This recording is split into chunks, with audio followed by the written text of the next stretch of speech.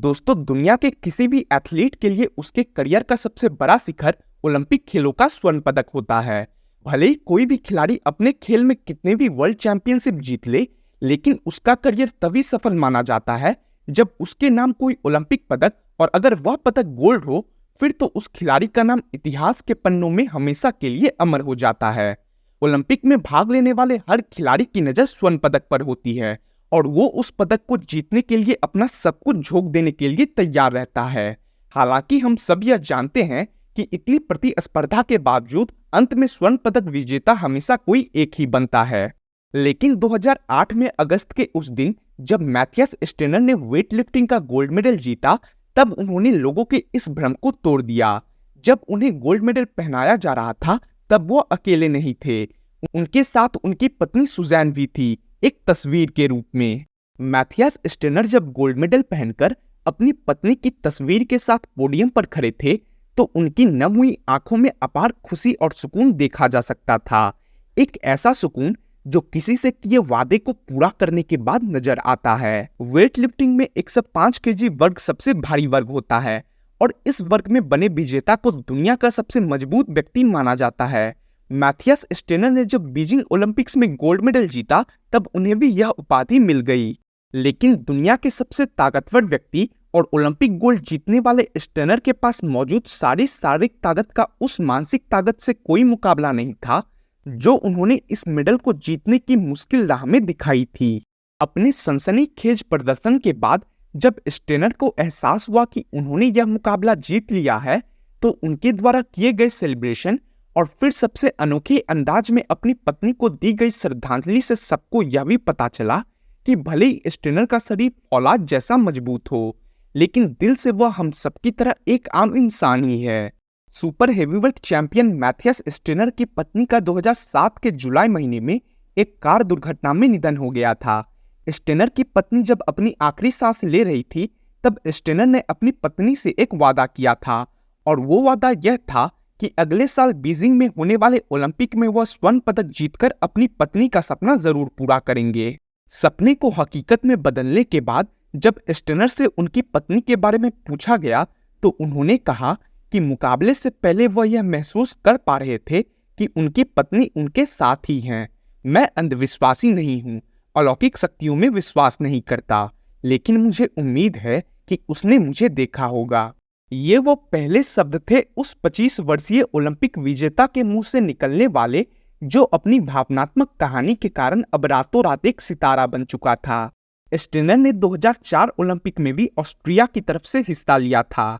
Guardian की एक report के अनुसार एथेंस ओलंपिक में भाग लेने के कुछ ही महीने बाद स्टेनर का ऑस्ट्रियाई वेटलिफ्टिंग संघ से मतभेद हो गया, और यह मतभेद इतना बड़ा हो गया कि स्टेनर ने उसे छोड़ने का निर्णय ले लिया, और इसी फैसले के कारण वो जर्मनी के सैक्सोनी शहर चले गए और जर्मन नागरिकता के लिए अपनी अर्जी दे दी।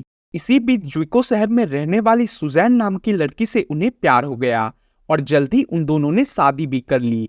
स्टेनर की जिंदगी में एक तरफ तो खुशियां थी, लेकिन वहीं दूसरी तरफ 2 साल तक स्टेनर को अपने सबसे प्रिय खेल से दूर रहना पड़ा, क्योंकि नागरिकता बदलने के दौरान वह किसी भी प्रतिस्पर्धा में भाग लेने में सक्षम नहीं थे। आखिरकार जब उन्हें जर्मनी की नागरिकता मिली, तो उनकी खुशी का ठिकाना नहीं रहा, पर इस खुशी से कई गुना ज्यादा उन्हें इस बात का दुख था कि अपनी खुशी को बांटने के लिए उनके साथ उनकी पत्नी मौजूद नहीं थी। 2 साल तक अपने प्रिय खेल से दूर रहने और अपनी पत्नी की मृत्यु की त्रासदी, जिसने उन्हें खेल छोड़ने के बारे में सोचने पर मजबूर कर दिया था, इनसे निपटने से पहले भी स्टेनर की यात्रा बिल्कुल भी सीधी नहीं थी। 18 साल की उम्र में उन्हें टाइप 1 डायबिटीज का पता चला और इसने उनके पूरे जीवन को उलट-पुलट कर दिया।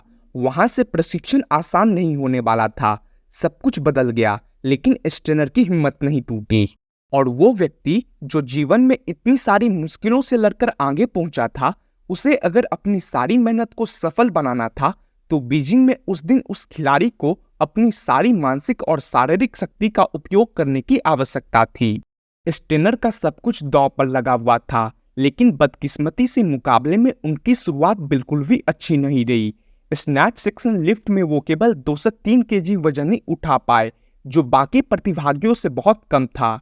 हालांकि उनकी ताकत स्नैच नहीं बल्कि क्लीन एंड जर्क सेक्शन थी, जिसके कारण उनके लिए पदक जीतने की संभावना अभी भी बनी हुई थी। लेकिन मैथियास स्टेनर जिस गोल्ड का सपना लेकर इस ओलंपिक में आए थे, उसका सूरज उन्हें इस खराब प्रदर्शन के कारण अपने सामने ही अस्त होता हुआ दिखाई पड़ रहा था। रसिया के वेट लिफ्टर और स्टेनर के चिर प्रतिद्वंदी एवेग्नी चिगीसेव शुरुआत से ही मुकाबले में आगे चल रहे थे। स्नैच सेक्शन में भी 210 किलो वजन उठाकर उन्होंने गोल्ड पर अपनी दावेदारी ठोक दी थी और फिर क्लीन एंड जर्क सेक्शन में उन्होंने बेहतरीन ढंग से 250 केजी वजन उठा लिया। इस शानदार प्रदर्शन के कारण उनका कुल 460 केजी वजन हो गया था। स्टेनर के सामने अब चुनौती बहुत बड़ी थी। पहले प्रयास की विफलता ने ना ही सिर्फ उनके स्कोर को खराब किया था, बल्कि उनके मनोबल को भी काफी हद तक ध्वस्त कर दिया था। अपने अंतिम प्रयास से पहले मैथियास स्टेनर को अपने कोच की एक बात याद आई। उनके कोच हमेशा कहा करते थे कि एक अच्छे खिलाड़ी और महान खिलाड़ी में सिर्फ एक फर्क होता है, और वह ये है कि महान खिलाड़ी कभी भी बड़ा मौका अपने हाथ से जाने नहीं देते। स्टेनर को पता था कि यही वह मौका है जो उन्हें एक अच्छे खिलाड़ी से एक महान खिलाड़ी बना सकता है। यही सोचकर मैथियास ने अपने बिखरे हुए मनोबल को समेटा और कुछ अविश्वसनीय कर दिखाने का जज्बा लेकर वह अंतिम बार स्टेज पर चढ़े। स्टेज पर उनके सामने 258 केजी वजन पड़ा था। स्टेनर चाहते तो वो इससे कम वजन उठाना भी चुन सकते थे, लेकिन उन्हें गोल्ड से कम कुछ भी मंजूर नहीं था। इसलिए उन्होंने सबसे ज्यादा वजन उठाने का फैसला किया। पूरी दुनिया की नजर स्टेनर पर थी। मैथियास स्टेनर ने एक गहरी सांस ली और अपनी आंखें बंद करके अपनी पत्नी को याद किया। फिर कुछ ही पलों में उन्होंने उस काम को अंजाम दे दिया जिससे उनका नाम ओलंपिक इतिहास के पन्नों में स्वर्णिम अक्षरों से अंकित हो गया। अपनी पत्नी सुजैन से किए गए सच्चे प्यार की ताकत ने ही स्टेनर को अपनी सारी सीमाएं लांघने के काबिल बनाया था।